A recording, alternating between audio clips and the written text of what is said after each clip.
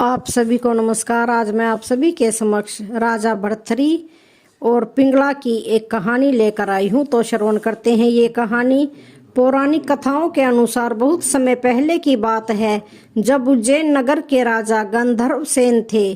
उनकी 2 पत्नियां थी, जिसमें एक पत्नी से विक्रमादित्य पैदा हुए और दूसरी पत्नी से भर्तृहरि पैदा हुए। कुछ समय बाद जब गंधर्व सेन के ये दोनों पुत्र बड़े हुए, तो एक दिन उन्होंने अपने बड़े पुत्र भर्तृहरि को उज्जैन नगर के राज सिंहासन पर बिठाया। भर्तृहरि के राजा बनने के बाद उज्जैन नगर की जनता पहले से भी सुखी और आनंदित रहने लगी। भर्तृहरि राजा होने के साथ साथ धर्म और नीति शास्त्र के भी बहुत बड़े ज्ञाता थे और धर्म के अनुरूप ही वो अपने राज्य पर शासन करते थे। राजा भर्तृहरि के पहले से ही 2 रानियां थी, लेकिन फिर भी उन्होंने राजकुमारी पिंगला से विवाह कर लिया था। रानी पिंगला बहुत ही सुंदर थी, जिसकी वजह से भर्तृहरि उनकी तीनों रानियों में सबसे ज्यादा प्रेम रानी पिंगला से करते थे। राजा भर्तृहरि पिंगला की सुंदरता से इतना मोहित हो गए कि धीरे धीरे वो अपने राज कर्तव्यों को भुलाने लगे। अब थोड़े दिनों बाद उज्जैन नगर के राजमहल में गुरु गोरखनाथ जी पधारे। उधर जब राजा भर्तृहरि को पता चला कि उनके राजमहल में गुरु गोरखनाथ जी का आगमन हुआ है, तो राजा भर्तृहरि उनके पास आए और उन्हें प्रणाम किया और फिर कई दिनों तक उन्होंने गुरु गोरखनाथ जी की खूब सेवा की। राजा भर्तृहरि की सेवा से गुरु गोरखनाथ जी बहुत प्रसन्न हुए और जब वो राजमहल से जाने लगे, तो उन्होंने राजा भर्तृहरि को एक दिव्य फल भेंट के रूप में दिया और कहा, हे राजन, इस दिव्य फल को खाने से तुम सदा जवान बने रहोगे, बुढ़ापा तुम्हें छू भी नहीं पाएगा। और फिर उस दिव्य फल को राजा भर्तृहरि को देकर गुरु गोरखनाथ जी वहां से चले गए।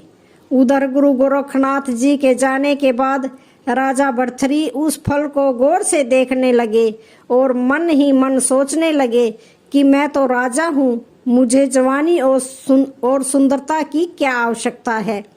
फिर उन्होंने सोचा, क्यों न मैं इस फल को रानी पिंगला को दे दूं। इसको खाने के बाद वह सदा सुंदर और जवान बनी रहेगी। और फिर राजा भर्तृहरि ने दिव्य फल ले जाकर अपनी रानी पिंगला को दे दिया और कहा, लो रानी, यह दिव्य फल मुझे गुरु गोरखनाथ जी ने दिया है। इसको खाने के बाद तुम सदा जवान और सुंदर बनी रहोगी, इसलिए इसे तुम खा लेना।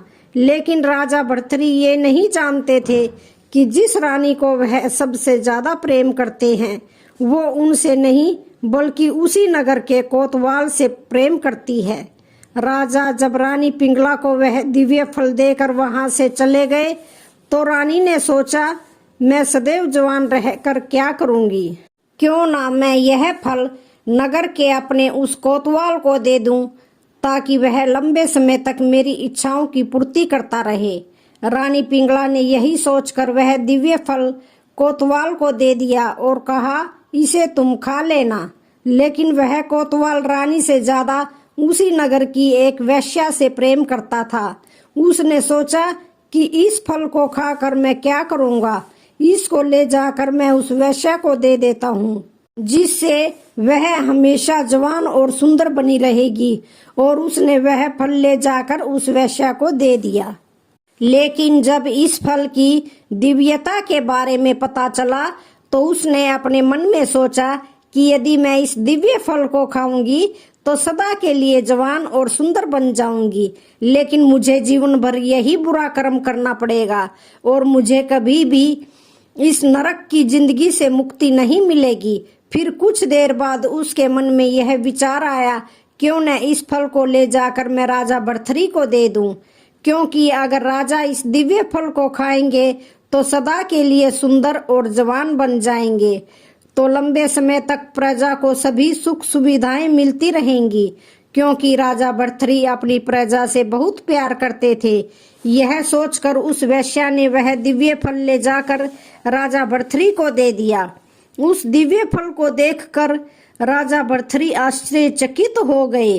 पहले तो उन्हें लगा कि रानी पिंगला के पास से यह दिव्य फल को चुरा कर किसी ने इस वैश्या को दे दिया है।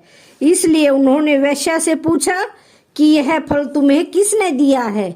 तो उस वैश्या ने कहा कि राजन, यह फल मुझे उस नगर के कोतवाल ने दिया था और कहा था कि इस फल को खाने से तुम हमेशा जवान और सुंदर बनी रहोगी।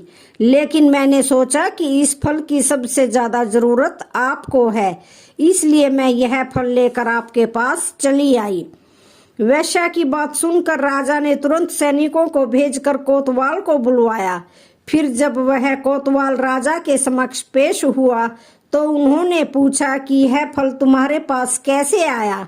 कोतवाल ने कहा, महाराज, मुझे यह फल आपकी रानी पिंगला ने दिया और कहा था कि यह दिव्य फल तुम खा लेना, इसको खाने के बाद तुम सदा जवान और सुंदर बने रहोगे।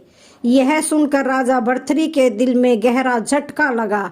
वह मन ही मन सोचने लगे कि जिस रानी को मैंने सबसे ज्यादा प्रेम किया वही रानी मेरे साथ धोखा कर रही है। मैं भी कितना बड़ा मूर्ख था जो यह सोचता रहा कि जितना प्रेम मैं रानी पिंगला से करता हूँ उतना ही प्रेम वो भी मुझसे करती है। इसके बाद राजा भर्तृहरि ने सारी मोह माया और बंधनों को त्याग कर उन्होंने अपना पूरा राज्य अपने छोटे भाई विक्रमादित्य को सौंपकर वैराग्य धारण कर लिया और उसी नगर की एक गुफा में जाकर कठोर तपस्या करने लगे। जब भर्तृहरि को तपस्या करते करते काफी समय बीत गया तो स्वर्ग के राजा देवराज इंद्र को यह भय सताने लगा कि कहीं राजा भर्तृहरि वरदान प्राप्त करके उनका सिंहासन न छीन ले। इसलिए उन्होंने तपस्या कर रहे भर्तृहरि पर एक बड़ा सा पत्थर गिराया। लेकिन तपस्या में बैठे राजा भर्तृहरि ने उस पत्थर को अपने एक हाथ से रोक लिया और तपस्या में लीन रहे और उस पत्थर को अपने एक हाथ में लेकर कई वर्षों तक तपस्या करने से उस पत्थर पर भर्तृहरि के पंजे का निशान छप गया और यह निशान आज भी भर्तृहरि की गुफा में भर्तृहरि की प्रतिमा के ऊपर वाले पत्थर पर देखा जा सकता है। कई वर्षों तक तपस्या करने के बाद जब भर्तृहरि को ज्ञान की प्राप्ति हो गई तब वे गुरु गोरखनाथ जी के पास गए और उनका शिष्य बनने की विनती करने लगे। राजा भर्तृहरि के बारंबार विनती करने से गुरु गोरखनाथ जी ने उन्हें अपना शिष्य बना लिया। परंतु गुरु गोरखनाथ जी के कुछ शिष्यों के मन में यह शंका होने लगी कि भला राजमहल में जीवन व्यतीत करने वाला आदमी वैराग्य का जीवन कैसे जी सकता है, और यह बात उन्होंने अपने गुरु गोरखनाथ जी को बताई। तब गोरखनाथ जी बोले कि शिष्यों, चिंता मत करो, यह तुम लोगों से भी अच्छा शिष्य बनेगा। यह सुनकर पुनः उन शिष्यों ने गोरखनाथ जी से कहा, हम लोगों को विश्वास नहीं हो रहा है, आपसे आग्रह है कि आप भर्तृहरि की परीक्षा लीजिए। शिष्यों की बात सुनकर गुरु गोरखनाथ जी ने कुछ देर तक सोचा, फिर अपने शिष्यों से बोले, ठीक है, मैं तुम सभी की शंका अवश्य दूर करूंगा।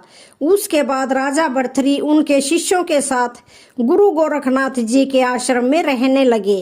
गोरखनाथ जी ने अपने शिष्यों से कहा, देखो, राजा होते हुए भी भर्तृहरि ने काम, क्रोध, लोभ और अहंकार पर विजय प्राप्त कर ली है। यह सुनकर शिष्यों ने कहा, गुरुदेव, यह कैसे संभव हो सकता है? यह तो जन्म से ही राजमहल में पला बड़ा है। शिष्यों की बात सुनकर गोरखनाथ जी बोले, रुको, अभी मैं तुमको इन सब का प्रमाण देता हूँ। फिर उन्होंने भर्तृहरि को अपने पास बुलाया और कहा, भर्तृहरि, तुम जाओ और जंगल से खाना बनाने के लिए लकड़ियां लेकर आओ। गुरु का आदेश पाकर भर्तृहरि नंगे पैर लकड़ियां लाने जंगल की ओर चल दिए। कुछ देर बाद जब वो लकड़ियां इकट्ठी कर वापस आश्रम आने लगे तब गोरखनाथ जी ने दूसरे शिष्यों से कहा, जाओ और भर्तृहरि को ऐसा धक्का मारो कि उसके सर से लकड़ी का बंडल नीचे गिर जाए। गुरुदेव के कहने पर शिष्य भर्तृहरि के पास गए और भर्तृहरि को ऐसा धक्का मारा कि उसके सिर से लकड़ी का बंडल नीचे गिर गया। यह देखकर भर्तृहरि जमीन पर गिरी लकड़ियों को इकट्ठा करने लगे, लेकिन ना चेहरे पर उदासी थी और ना ही आंखों में क्रोध था। यह देखकर गोरखनाथ जी ने अपने शिष्यों से कहा, देखा, भर्तृहरि ने क्रोध पर विजय पा ली है। लेकिन फिर शिष्यों ने गोरखनाथ जी से कहा, हम सब ने मान लिया कि भर्तृहरि ने क्रोध को नियंत्रित कर लिया है, लेकिन आपको अभी और परीक्षा लेनी होगी। तब गुरुदेव ने अपनी योग शक्ति से एक महल रच दिया। उस महल में औरतें नाना प्रकार के व्यंजन से भर्तृहरि का आदर सत्कार करने लगी, लेकिन भर्तृहरि ने उन औरतों की तरफ देखा तक भी नहीं और आगे बढ़ते गए। यह देख गोरखनाथ जी बोले, शिष्यों, अब तो तुम लोगों को विश्वास हो गया कि भर्तृहरि लोभ और काम दोनों को जीत गए हैं। फिर भी शिष्यों ने कहा, गुरुदेव, एक आखिरी परीक्षा और ले लीजिए। इतने में ही भर्तृहरि आश्रम में लकड़ी लेकर आ गया। तब गोरखनाथ जी ने भर्तृहरि से कहा, वत्स, वैराग्य को पूर्ण रूप से पाने के लिए तुमको 1 महीना मरुभूमि में नंगे पैर पैदल यात्रा करनी होगी। यह सुनकर भर्तृहरि बोले, गुरुदेव, अभी से मैं यह काम आरंभ करता हूँ। उसके बाद भर्तृहरि चलते हुए मरुभूमि में पहुंच गए। उस समय मरुभूमि का बालू इतना गर्म था कि पैर रखे तो जल जाए। धीरे धीरे समय बीतता गया।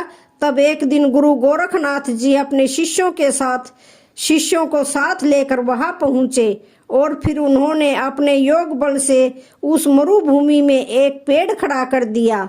चलते चलते अचानक भर्तृहरि का पैर उस पेड़ की छाया पर आया। तब वे ऐसे उछल पड़े मानो अंगारों पर पैर पड़ गया हो। वो मन ही मन सोचने लगे कि यह निर्जन मरुभूमि में यह पेड़ कैसे आ गया। वह तुरंत उस पेड़ की छाया से दूर हटकर चलने लगे। यह देख गोरखनाथ जी प्रसन्न हो गए और अपने शिष्यों से बोले, देखो, जिस भर्तृहरि के पैर राजमहल में गलीचे से कभी नीचे नहीं उतरते थे, आज यह नंगे पैर इस मरुभूमि में चल रहा है। उसके बाद गोरखनाथ जी रूप बदलकर भर्तृहरि के पास गए और बोले, वत्स, इस पेड़ के नीचे थोड़ा सा आराम कर लो। तब भर्तृहरि ने उनसे कहा, मैं अपने गुरुदेव की आज्ञा की अवहेलना नहीं कर सकता हूँ। मेरे गुरुदेव ने मुझे यह आदेश दिया है कि इस मरुभूमि में नंगे पैर 1 महीना तक चलता रहूं।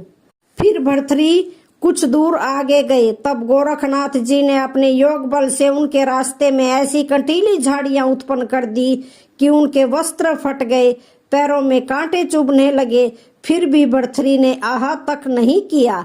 यह देख गुरु गोरखनाथ जी ने अपने योग बल से अग्नि से भी अधिक ताप पैदा किया। उसके बाद भर्तृहरि का गला प्यास के मारे सूखने लगा। तभी गोरखनाथ जी ने भर्तृहरि के रास्ते में एक हरा भरा पेड़ खड़ा कर दिया, जिसके नीचे पानी से भरा मटका रखा हुआ था।